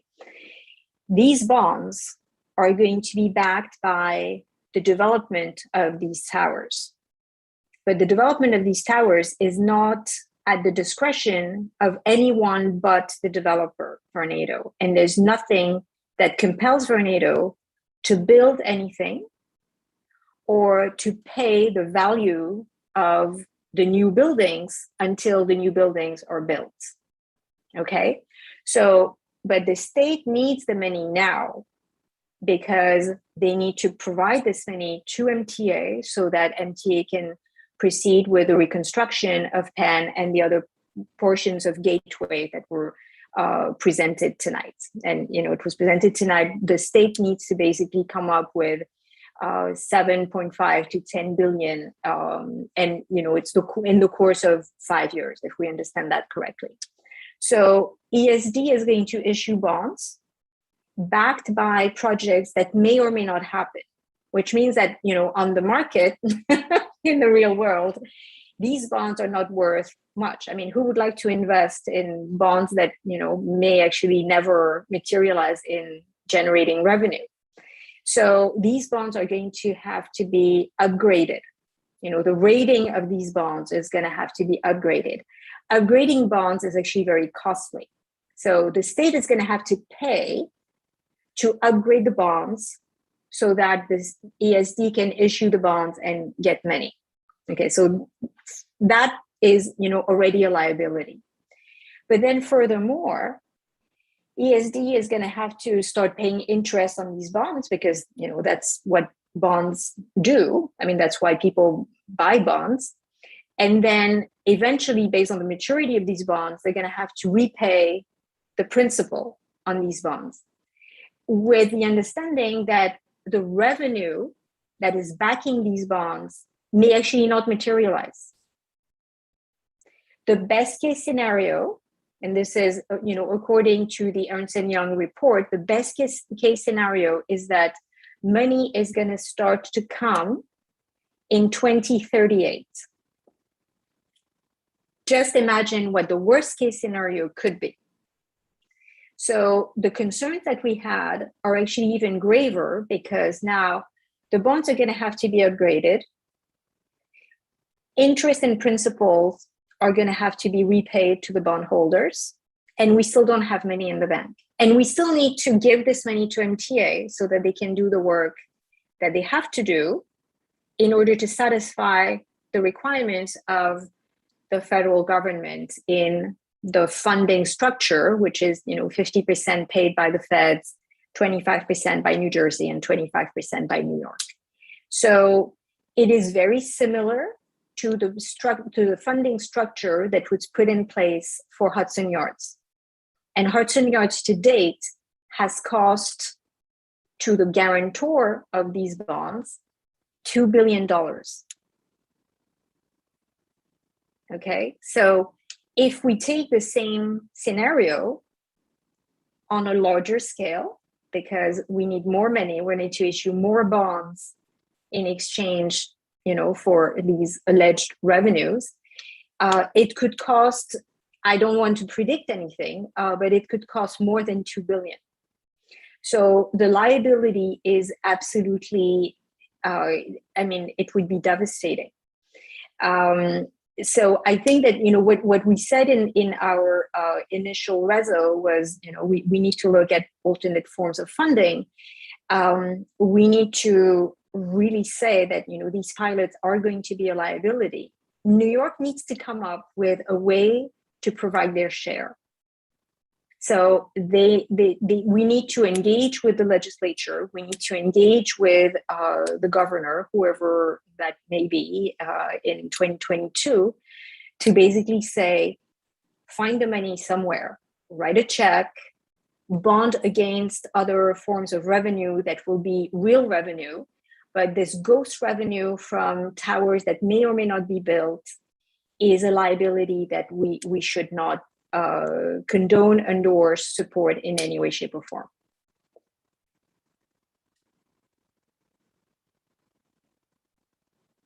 Thank you. That very much spoke to my question. And I personally think that's what we should lead with. This alarms me more than a lot of other aspects. Yeah, it's really a very, very big flaw from this project. EJ, you're taking the next comment. Thanks, Leila. Can't compete with your incredible expertise when it comes to some of these financial issues. Thank you. Thank you for some of those explanations. That's incredibly useful. I was basically going to speak a little bit to, as you said, we're faced with like a land use issue here that's ostensibly to pay for transportation improvements. And I thought, I certainly come at it from a in addition to sitting on land use, I'm also the chair of CB5's Transportation Environment Committee. So I still come at some of these land use issues from a transportation perspective. And as you said, I was a member of that CIC working group.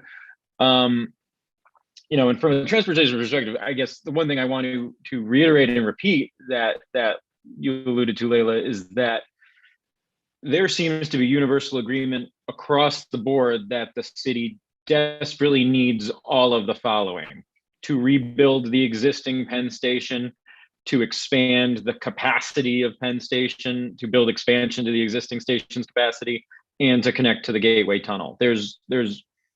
I've never heard anyone dispute the need for any of those three construction projects in an expedited fashion. So I guess I just wanted to reiterate that ultimately, whether it's this plan or another one, whether we end up supporting this GPP or saying we have problems with it, at least as far as I know, everyone in the entire city unanimously believes that that Penn Station needs all three of those things in some form.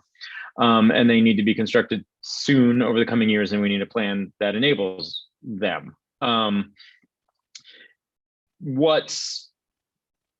That being said, what's in front of us right now is a specific land use action that is one proposed method of paying for some of these revisions. And obviously, after learning, as much as possible over the last year about the previous version of the GPP and now the current updated version of the GPP, I think for many of the reasons that you and Clayton have talked about, it's still very hard for me to endorse this specific plan as the only way to pay for these things.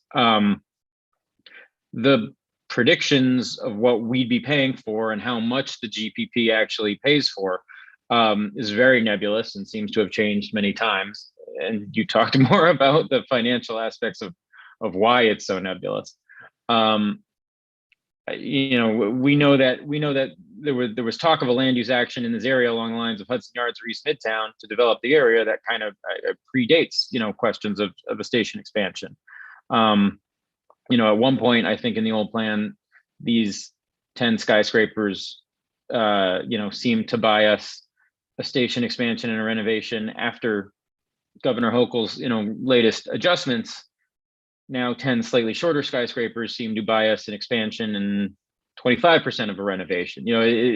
It's difficult for me to ultimately grasp how the math is supposed to add up in terms of what this revenue generates and pays for, and whether it's really worth, all the density that we would end up with here. Having been privy to the multiple versions of the plan, what I considered the biggest flaws of the original plan and the approach didn't change at all in the latest revision of the plan, and are kind of still being taken as a given without being really assessed against actual alternatives. First, we still don't really know the cost of what this is ostensibly supposed to pay for. As we heard a couple times tonight, one of the next steps is a formal EIS in which the alternatives for expansion would be assessed. So the alternatives for the expansion, whether it goes to the south, whether it bores deeper into the earth, as some people have mentioned, whether it goes to the north, have not even been assessed and chosen as a preferred alternative. And we also heard that if sites 1 through 3 would not even be developed if that southern expansion alternative is not selected. So the land use action in front of us tonight is, as you said, for these financial reasons, being pushed through before there's a plan chosen for what it would pay for. I mean, if sites 4 and 8 end up getting built and the expansion on sites 1 to 3 to the south isn't the preferred alternative, it's like there's no answer yet really on what those skyscrapers on 4 through 8 are paying for and what it costs and whether or not it was whether or not it was actually the right amount of money to pay for what we're getting and whether it was really necessary. That is particularly backwards to me. And as was mentioned, if this is about a train station, the process seems to be that you should choose the correct way of building transportation first, choosing the best option, and then figuring out the cost and figuring out how to pay for it instead of writing a blank check with density in the city. Finally, just a couple of final comments. This, as was mentioned, this process doesn't go through the city's review process. And it seems like if this was, truly good for the city, like East Midtown, it would have no problem going through the city's review process. And finally, something that still bumps me the wrong way is that if the southern proposal was selected, the plan calls for those skyscrapers on site 2 to be built right on top of the expansion, which it seems to me is the same plan that got us into this mess in the 60s when we put a giant commercial building on top of our train tracks. And now we're talking about doing the exact same thing again. And that just seems like a sort of fundamental flaw to this plan that literally, did not change at all in this most recent revision. So I'm sorry to be a little long-winded there, but just in terms of collecting my thoughts, I'll repeat one more time. We need to rebuild Penn Station. We need to expand Penn Station, and we need to connect to Gateway. None of this is disputed. The question, to me at least, is whether or not this is the right plan to pay for it and to prejudge what those improvements look like. And I think the plan is backwards here. It's perhaps not the only way to pay for it, as we've paid for many other things using many other mechanisms. And if it was truly the best option for the city, it would seem that it would have no problem going through the city review process. Yeah, thank you, EJ. It's very important to hear the voice of T&E on that. Although we're dealing with a land use issue, obviously, looking more holistically, what we have in front of us is a complex proposal, and I agree with you. I think what we need to really focus on, laser focus, is actually transit and infrastructure, and this GPP does not accomplish that. Dave Akilis, you have the next comment. Yes, I can be very brief to follow up on what EJ and Clayton both said. I've heard nothing tonight or in the previous meetings that has swayed me. And quite the opposite is the fact that young gentleman who was the landlord, who is complaining they're already building imaginary sandcastles on his property, the sort of arrogance that takes. And finally, when we open up to the public comments in so many of the situations in the project as big as this, of course, we get the people who are against it, but we always get a few groups, the citizens groups, community groups that are for the project. They have yes and no's. And as far as the community goes, I don't see that we found anybody in the community that supports this, and we are representatives of the community. So I'm going to take that into consideration. Thank you. Yeah, thank you, Dave. I just want to allow myself to be slightly out of turn, but during the public session, I forgot to mention that we had received an email from a resident who is a tenant, rent stabilized tenant of block 780, who actually wished for his comment to be entered into the record. So I'm going to slightly out of order, and my apologies for forgetting that, but I'm going to read his email, which is fairly brief. My name is Eugene Simingaliano, and I am a rent stabilized senior who lives at 251 West 30th Street. I'm here representing the hundreds of residents, 400 businesses, and thousands of jobs that will lose their home, office, or work, with almost 2 full city blocks destroyed by this revised, fatally flawed Penn Station proposal and their preferred southern expansion alternative. The revised proposal has minor improvements to the original GPP, but massive displacement, loss of significant and historic buildings, and destruction of a community are still there. These residents and businesses rely on the lower affordable rents in our vibrant working class at scale neighborhood. But Empire State Development is using their completely outdated, inaccurate, and therefore deceptive neighborhood condition study to portray our at-risk building and many others to be in disrepair and poor condition to help justify why they should be torn down. This is totally false, and our building and others have undergone multi-million-dollar modernization and renovation over the past few years. The 6 residential senior families in just my building have lived here for over 40 years, like many New Yorkers who've seen the dark times and later the rebirth of our city. We stayed, worked, and volunteered our time along with our neighbors to give back to the city we love and help build a stronger, better, more inclusive New York. Yet the revised Penn Station proposal does not even protect at risk of displacement residents or businesses and will rob rent-stabilized seniors of their legal rent stabilization. New York deserves a much better Penn improvement plan that respects and protects our homes, businesses, business community, and is responsible to taxpayers who will very likely have to pay for it. A better plan should include creating a unified regional rail network and transforming Penn Station into a modern, through-running, above-ground station without massive displacement and misery to an entire neighborhood. A better plan would be economically responsible and not count on risky financing scheme and pilots with no guarantees, which have no certainty of ever paying for the billions of dollars this terrible plan would cost. A better plan would not be a real estate grab disguised as transit improvement, which provides little more than the southern expansion, than a new stop and New Jersey transit station that would not even have through running until possibly 2080 and destroy almost 2 city blocks, allowing massive sky towers to be built with the glut of office space no one needs. A better plan would move Madison Square Garden so Penn Station could become a properly functioning state-of-the-art above-ground station and not just a dingy basement location beneath MSG. I'm sorry, I did not realize this statement was so long. I'm just going to go to the lower portion of it.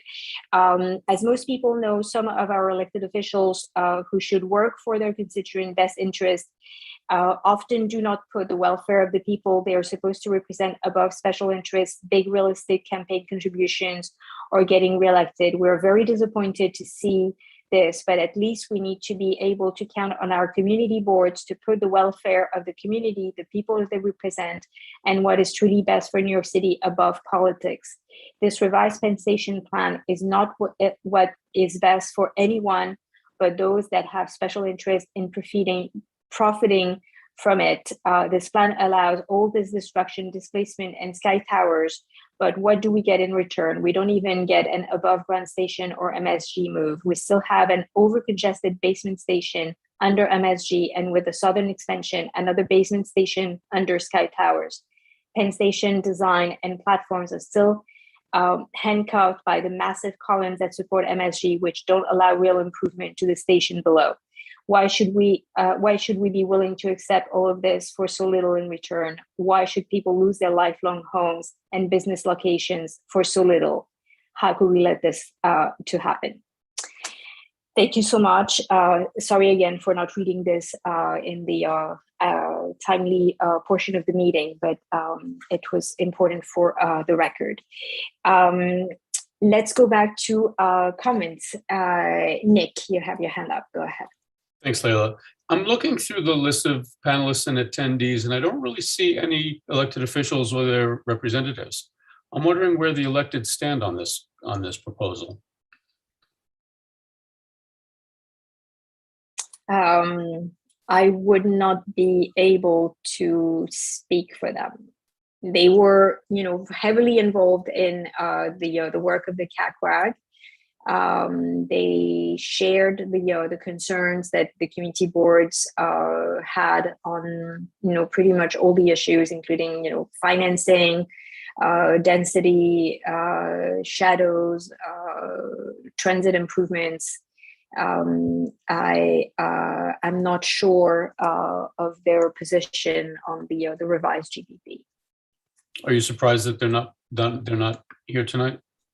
Nothing surprises me.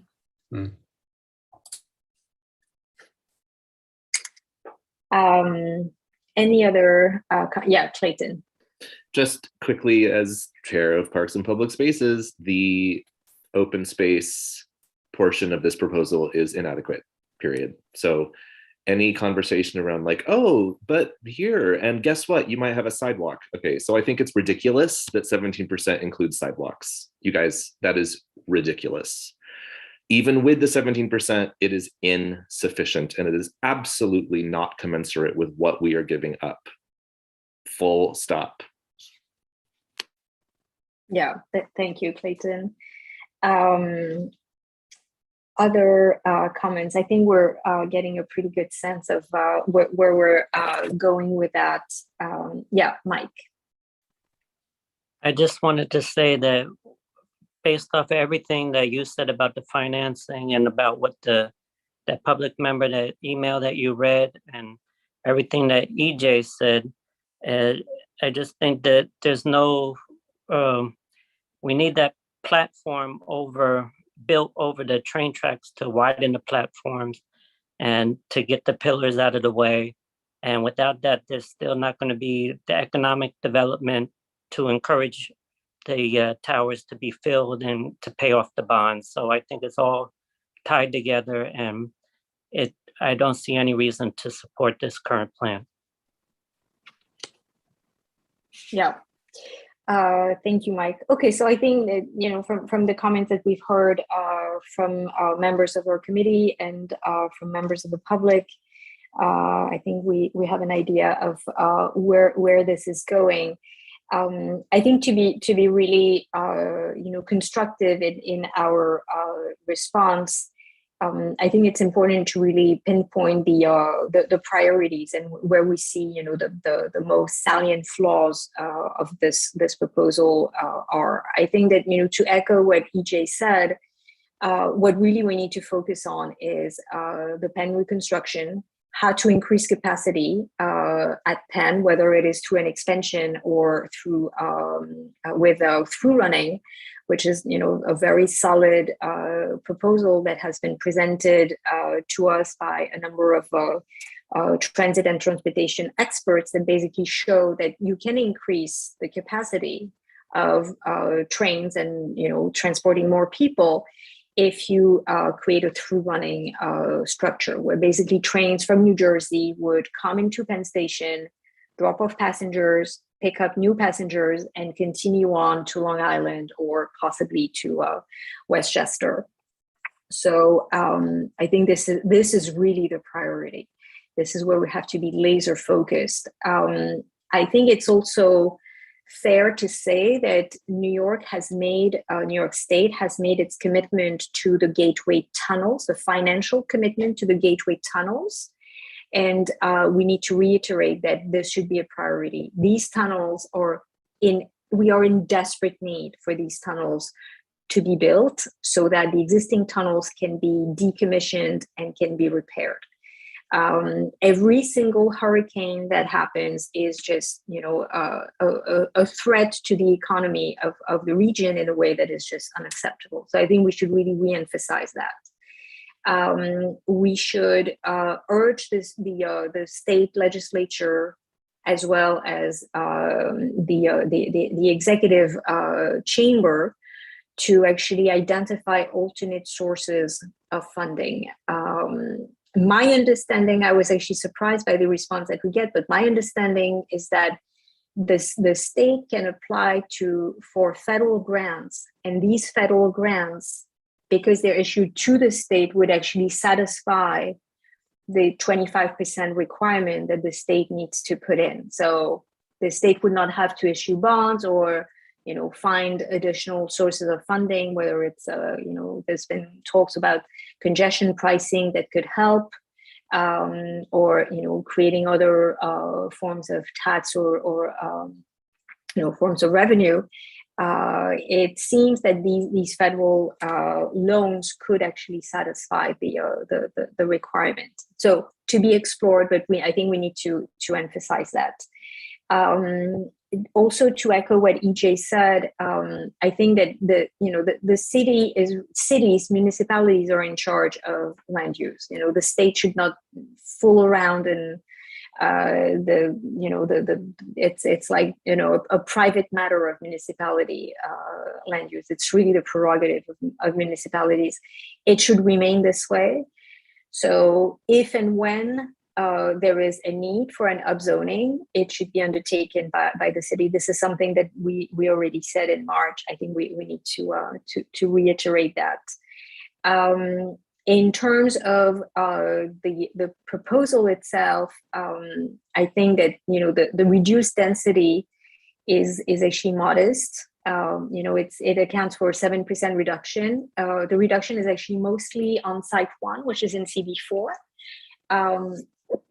The sites 2 and 3 that are in CB5 are proposals. So if it is unclear yet whether these buildings would be built, because if there's no need for an expansion, then there would be no opportunity for these sites to be redeveloped. So really what we're left with certainty is actually sites 4 to 8, and the reduction in density for sites 4 to 8 is very marginal. I think, based on my calculation, it's, I think, a 4% reduction in density. So it's really minimal. And then I think that in terms of the public realm, we really need to say that once the capacity at Penn Station is improved and increased, the public realm, there has to be a mechanism for the public realm to be improved, absent and regardless of whether these towers are built. We shouldn't have to bank on these towers, and we shouldn't have to wait for these towers for the public realm to be improved. So those are the areas that I think we need to focus and emphasize. And I'm certainly eager to hear if you have any other thoughts and suggestions. Oh, and one thing also that I would suggest that we add is actually a comment on MSG.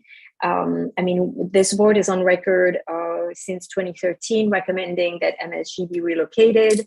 The special permit under which MSG operates is expiring in 2023. This is going to be a city matter when the state is actually the entity that levies taxes and has chosen since the 80s not to tax MSG, which is total absurdity. So we need to continue to advocate for MSG to be relocated. And in the meantime, and until a permanent solution is found for MSG, we need to urge the state to actually repeal this tax break, and MSG has to pay their fair share of taxes. And then finally, I think it's important to note that the City Planning Commission is going to have to opine on the GPP, and we need to, I think it would be prudent to urge the current City Planning Commission to actually not issue any opinion and defer to the next administration to do so. I think that, if we cannot appoint a Supreme Court justice on an election year, we shouldn't have, an administration on its last 30 days issuing any opinion on a project that is of such magnitude. And we should, let the next administration make this determination. So those are the areas that I think we should focus on. Clayton, you have your hand up. Go ahead. Well, I just think we should also mention the problem with the potential displacement of residents and the lack of proper procedure about that whole problem. Yes, very good point. Absolutely. Yeah, just a point of clarification on that. So because the sites that would require condemnation would be done through the SNIPA process, the federal laws would apply, and the federal law basically offers the least amount of protection for relocation and guarantees to tenants, and even worse, to businesses. So those business owners that would be kicked out would actually not be given any compensation. Under state law, if it was the state doing eminent domain, it would be slightly better. And if it was the city, it would be even better or less worse. I don't think that eminent domain is ever good or can be made better, but it would be less worse. So in that particular framing, currently it would be done under NEPA, and the federal law would kick in, which is the least amount of protection. So definitely we need to add comments on that. I agree with that, Clayton. Dave, you have your hand up, go ahead. Yeah, one quick question. Is there a precedent for such a huge project in terms of mass and density being given to one company like Vornado? Well, I'm going to respond slightly differently. There's no precedent for the state doing a takeover of such magnitude.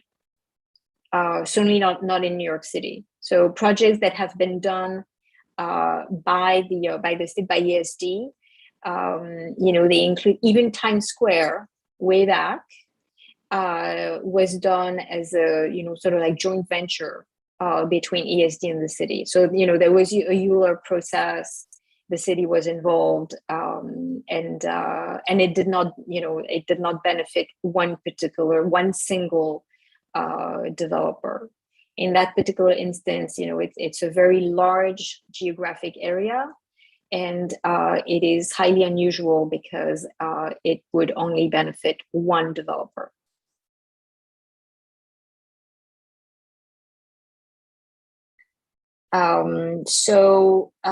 Yeah, Clayton, go ahead. I'm so sorry, but just as you're very, the fact that they are representing that East Midtown as a model for them, it just occurred to me that that could be a useful little asterisk on our insistence that ULURP should be followed in this case, because East Midtown went through ULURP, and the reason why there were so much improvements over the years and we got to a position where we actually felt like we could support it is because it had such utter transparency and had the chance to go through that process.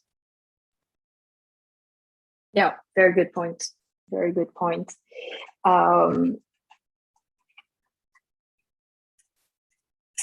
Okay. Is there anything else you feel we should focus and prioritize in our comments?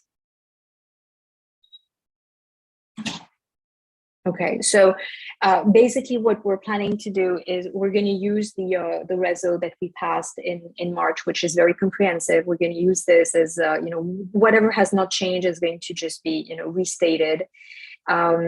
Whatever has changed is going to be, we're going to comment on, the changes that were made, and we're going to emphasize some areas of concern that I've just underscored.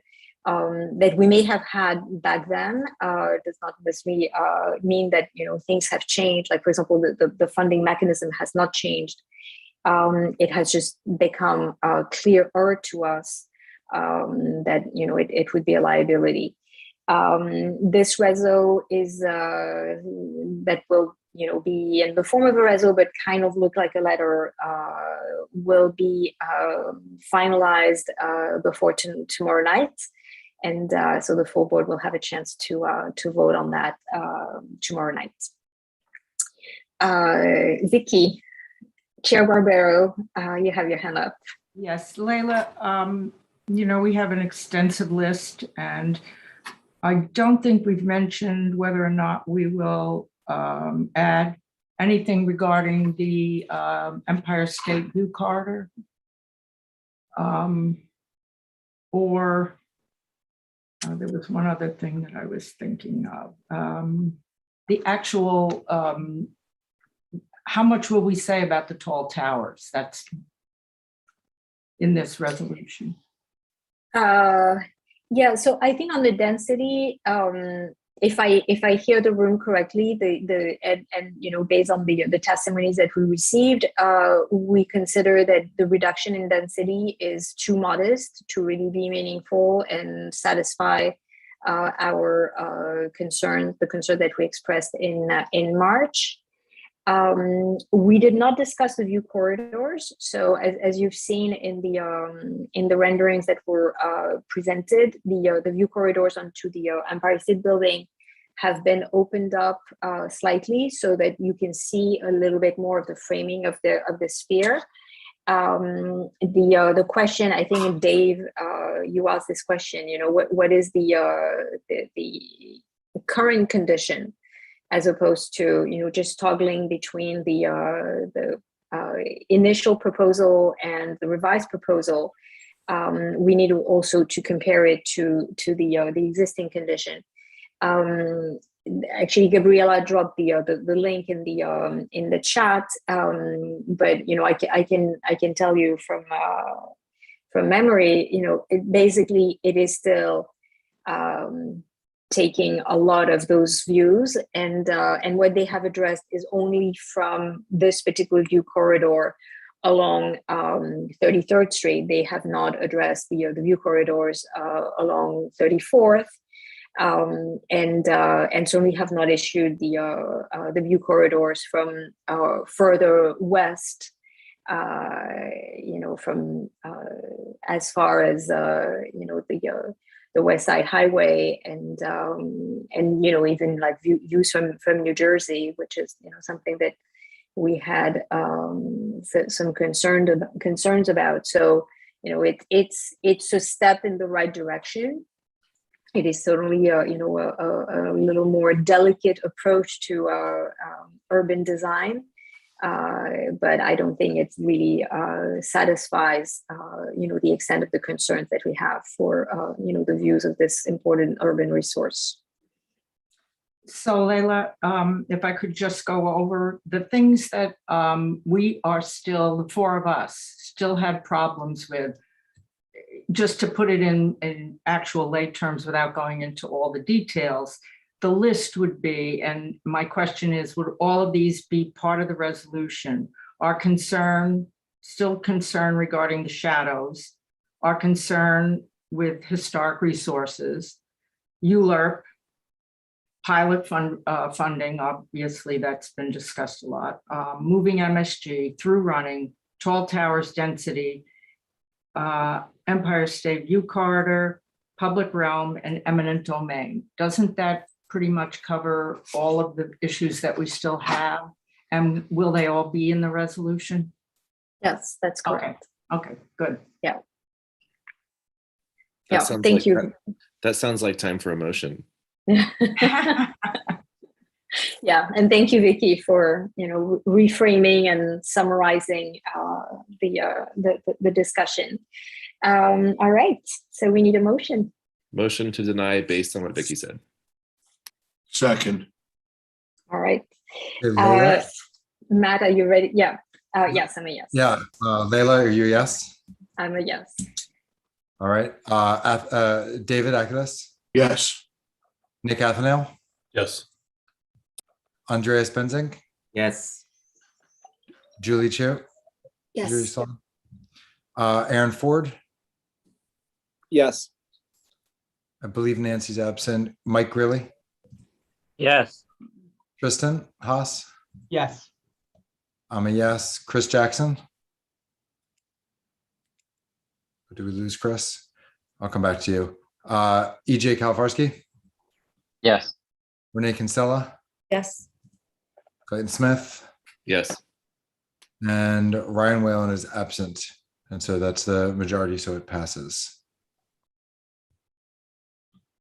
All right, thank you very much. It's a unanimous vote. I don't even know what to say. Thank you so much. Well, no, I know what to say. very important date next week, December 8th.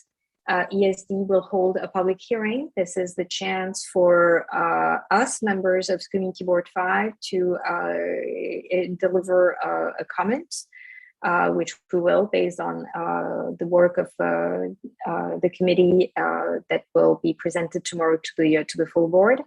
Members of the public, we urge and encourage you to attend this important hearing. This is very important for the record. This is also very important because ESD is mandated under the environmental procedure to address every single question that you may have and you may ask.